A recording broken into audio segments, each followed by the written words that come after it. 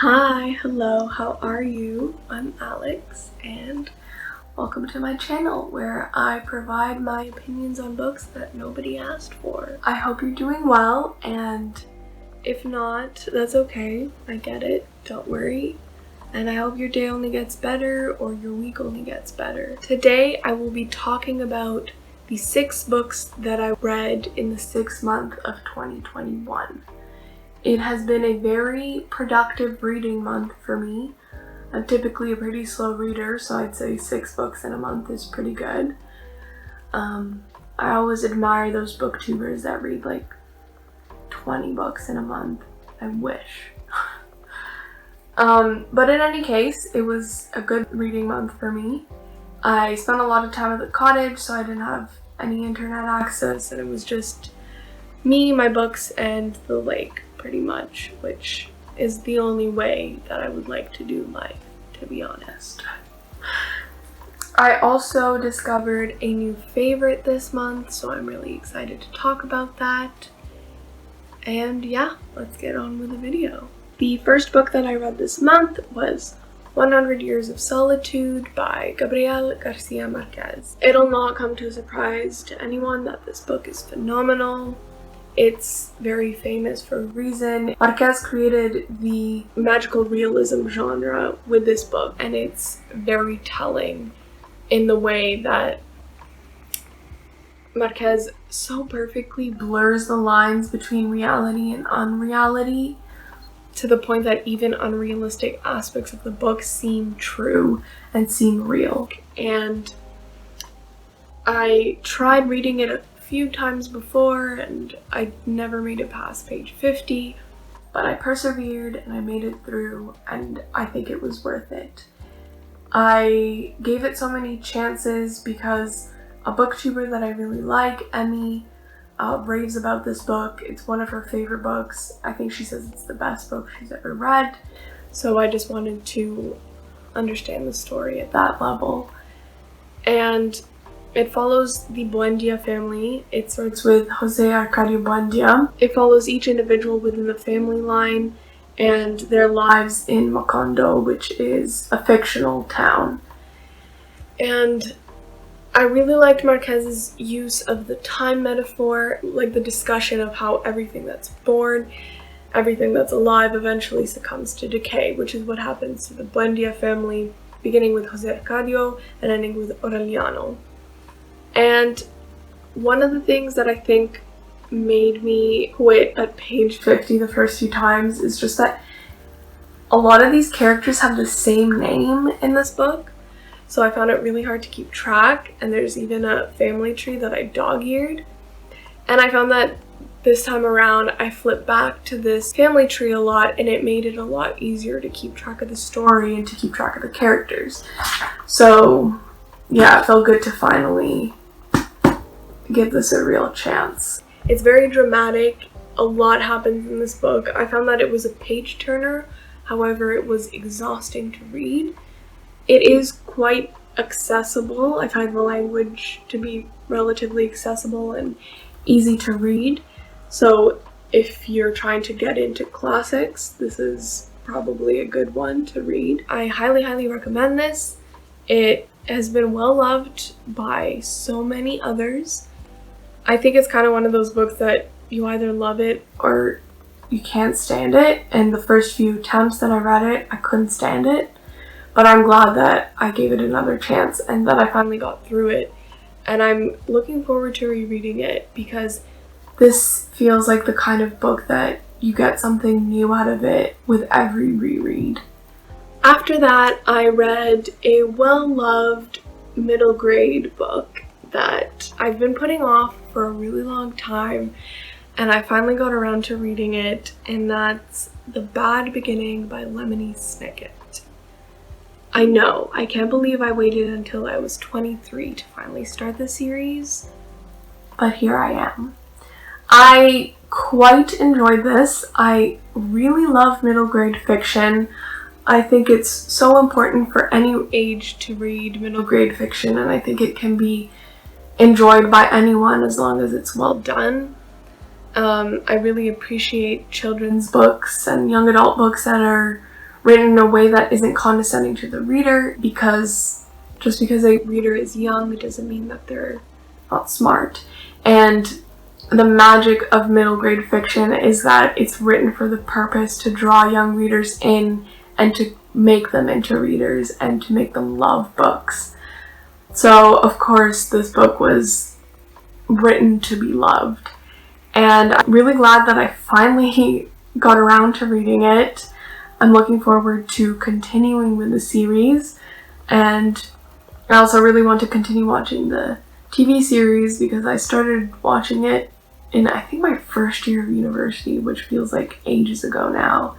And I don't think I've ever finished it. My younger sister loves the series, so it was really about time that I read it, and I'm really glad that I did.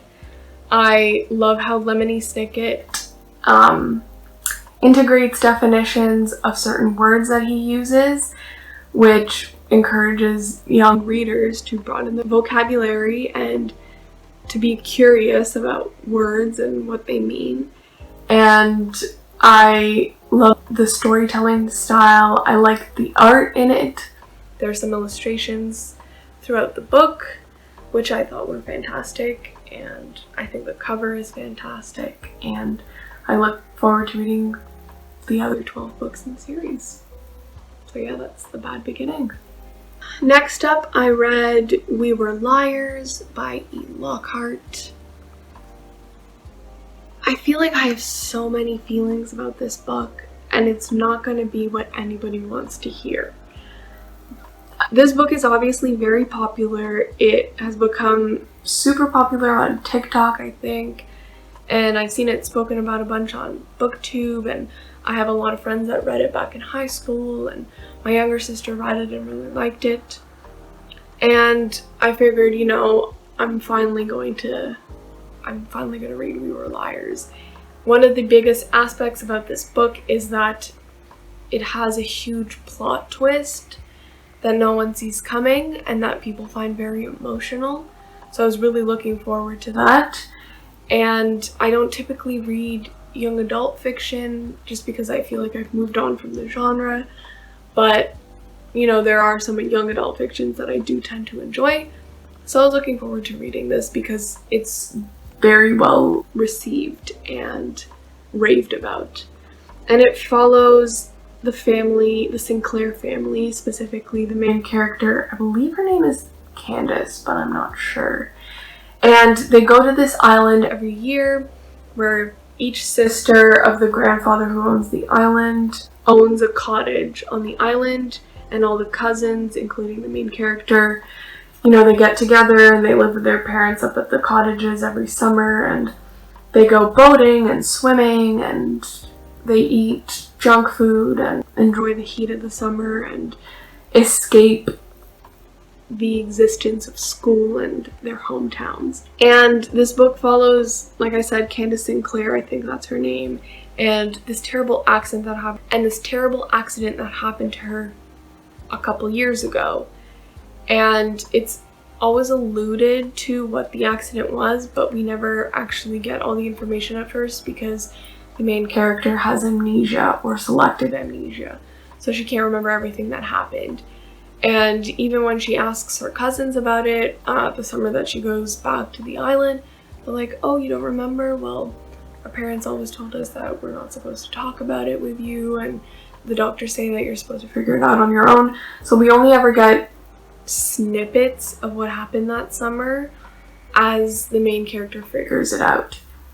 And I had all kinds of theories about how this book was going to end, but I knew that it has such a shocking ending, such a twist of turns, that it could never be anything like what I imagined it to be. And then I reached the plot twist, and it was exactly what I expected. Obviously, that's really disappointing. I wanted to be shocked. I wanted to, you know, be emotional about the end. I wanted to be surprised, but I saw it coming. I think honestly, I've read way too many Nancy Drew books growing up, so I know how to read all the clues, and just figure out what happens in the end. But yeah, that was pretty disappointing to kind of have the ending spoiled and be expected. One thing that I really did not like about the book was the title. I didn't understand why it was called We Were Liars. I read a deluxe copy of it, so there was a bunch of tidbits from the author and stuff in the end, and she included a chapter or a snippet of the book where it's explained why all the cousins are called the liars, and that's where the title comes from.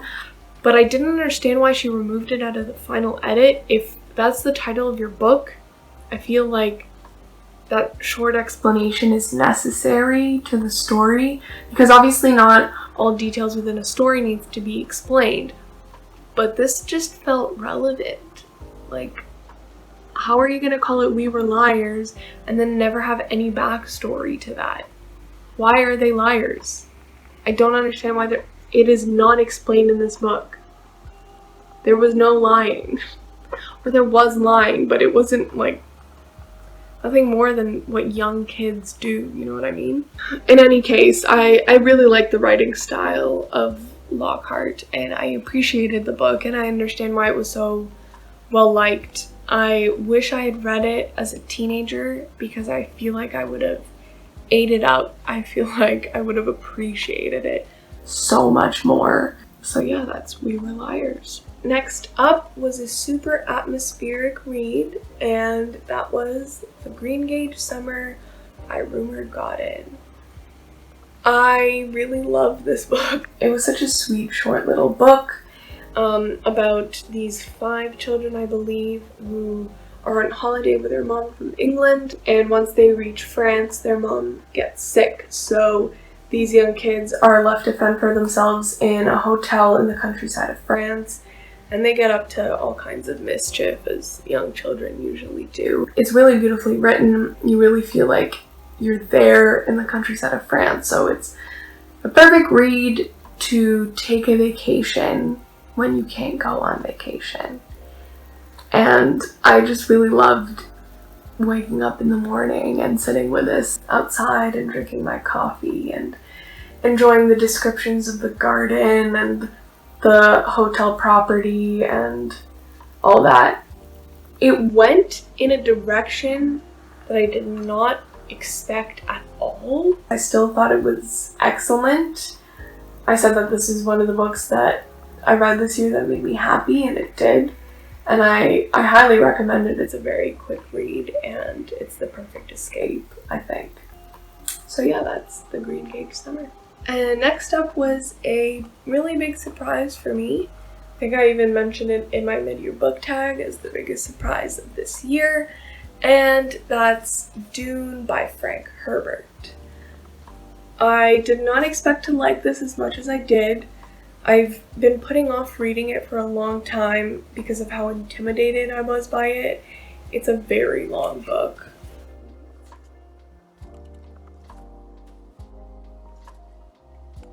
And I don't typically read or necessarily enjoy long books, but I like this a lot. And I loved the world building of this. At first I found it was hard to get into, just because there's so many aspects of it that I didn't understand, and I had to flip back to the glossary a ton.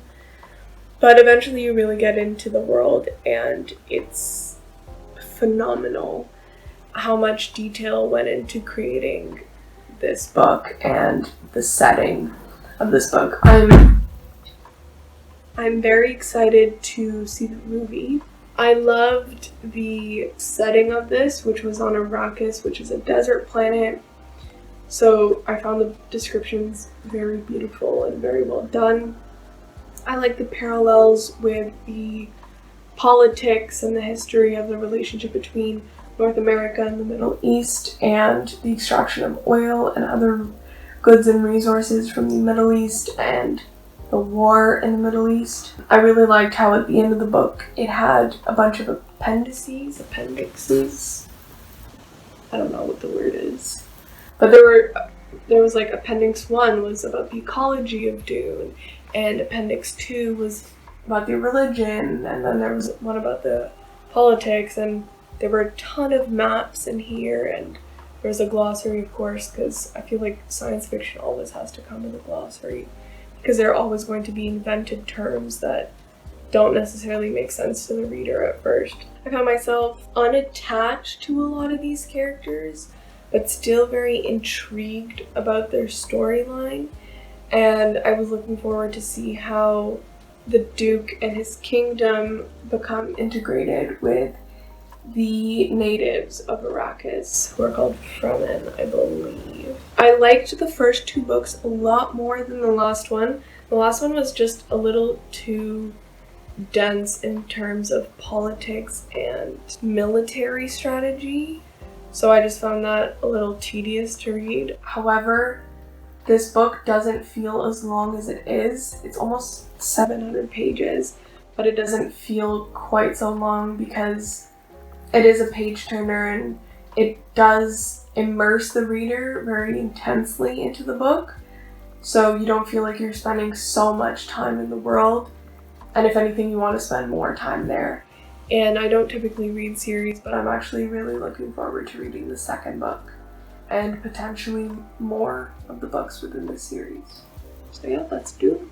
And finally, this is the book that I fell in love with. This is a new favorite for sure. I think this might honestly be the best book that I read this year and maybe in a long time, and that is Girl, Woman, Other by Bernadine Evaristo. Wow.